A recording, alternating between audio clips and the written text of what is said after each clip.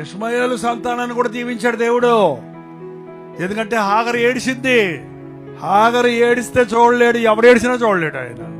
నువ్వు చెడ్డోడు మంచోడు అదంతా అవసరం లేదు, ఏడిస్తే చూడలేడు ఆయన.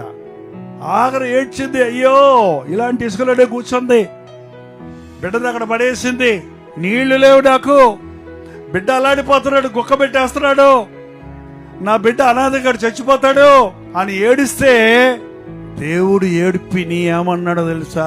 సారాయి దాసిపైన హాగరు, నువ్వు ఎక్కడి నుంచి వచ్చావు, నువ్వు ఎక్కడికి వెళ్తున్నావు, నువ్వు ఎవరమో మర్చిపోయావు.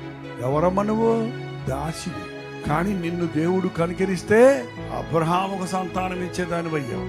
యజమానురాలికి సహాయం చేసి ఇప్పుడు ఈ యజమానురాలిని తొందర చేస్తున్నావు. ఏం చేసిందట? తను గర్భవతిని తెలియగానే శారాన్ని ఏం చేసింది? చిరచూపు చూసింది పెద్దానికి. లేదు నువ్వు చెప్పి పిల్లలు కనలే.